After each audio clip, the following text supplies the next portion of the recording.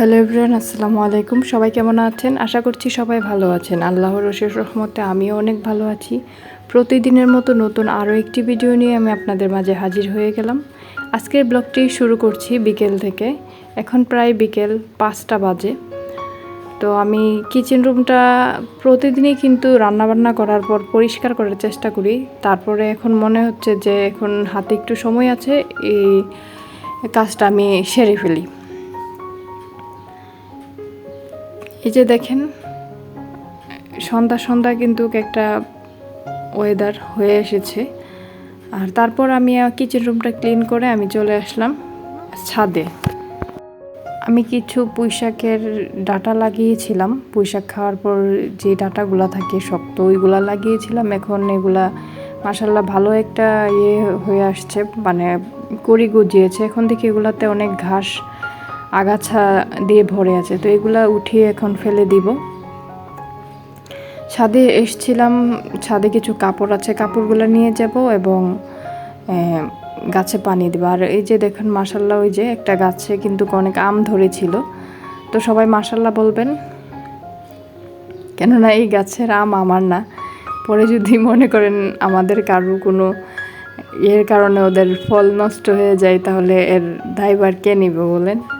যাই হোক, একটু মজা করলাম। তারপরে কিন্তু এর মধ্যে রাত হয়ে গিয়েছিল, তো কারেন্ট অনেক ডিস্টার্ব দিচ্ছিল।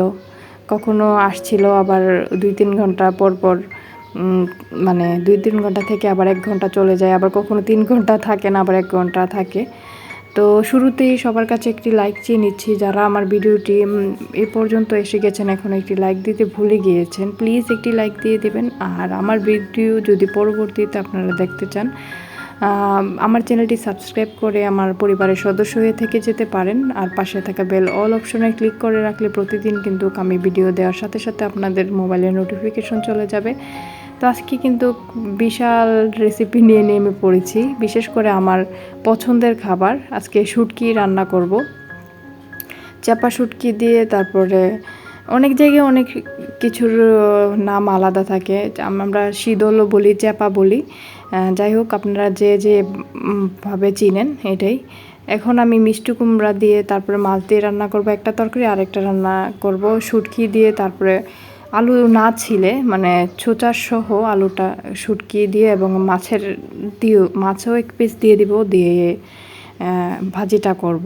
আর এই যে আমি চালগুলা এখন মেপে নিচ্ছি। তো চাল মাপতে গিয়ে দেখলাম যে চালের মধ্যে এই যে পেস্তা আলু মাটির নিচের। তো এই চালগুলো মূলত আমার দাদু আমার জন্য পাঠিয়েছিল। তো এটাতে দেখি এই গুপ্তধন আছে, হয়তো দাদু রেখে দিয়েছিল কোনো কারণে, দাদু জানে না।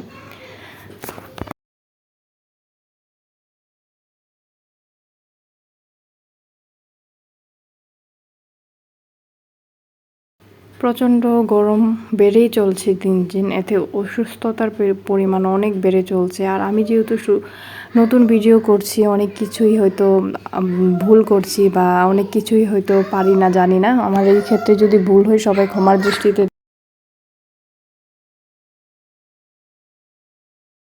আমি জানি না রান্নাটা কতটুকু আপনাদের সাথে শেয়ার করতে পারবো, কেননা কারেন্ট আসতেছে যাচ্ছে। এই যে এর মধ্যে কিন্তু আমি রান্নাটা আপনাদের মাঝে যেহেতু ভয়েস ওভার পরে দিচ্ছি, শেয়ার করতে পারিনি। এই যে আমি শেষ হয়ে যাচ্ছে প্রায় রান্নার 3 ভাগের 2 ভাগ রান্না হয়ে গিয়েছে, জাস্ট এগুলো এখন সিদ্ধ হবে। আমি 1 পিস মাছ সব শেষে দিয়ে দিয়েছিলাম, এটা লেড়েচেড়ে এখন আমি মাছটা একদম ভেঙে ফেলবো। এটা ছিল আমার আজকে অনেক দিন থেকে আমার ইচ্ছে করছিল এরকম একটা ভাজি, মানে ভর্তা দিয়ে করব। তারপরে গরম বাহিরেও আমার হাজব্যান্ড গিয়েছিল, তো 2টি মুগলাই নিয়ে এসেছিল, 7 আপ নিয়ে এসেছিল। গরমের মধ্যে বাচ্চারা হইচই করছিল, খাবার দেখে সবাই কিন্তু খুব শান্ত হয়ে বসে পড়ে গিয়েছিল। আর তার মধ্যে আমি খেয়ে আবার চুলায় পাশে চলে গেলাম, যেহেতু কারেন্ট নেই। এই যে আমি একটু আগে যে ক্লিপগুলো দেখতে পেয়েছেন, মাত্র কারেন্ট এসেছে, তারপরে আমি আমার রুমটা মুছে নিলাম। তো ভিডিওটি আর লং করছি না। হ্যাঁ, হয়তো আমি আমার এই ভিডিওতে অনেক কথাই বলেছি, যদি আমার ভিডিওর কথাতে কোনো ভুল ত্রুটি থেকে থাকে, সবাই ক্ষমার দৃষ্টিতে দেখবেন। আর আমার এবং আমার পরিবারের জন্য, আমার বাচ্চা কাচ্চার জন্য সবাই দোয়া করবেন। আজকে ভিডিওটি এই পর্যন্তই। আল্লাহ হাফিজ।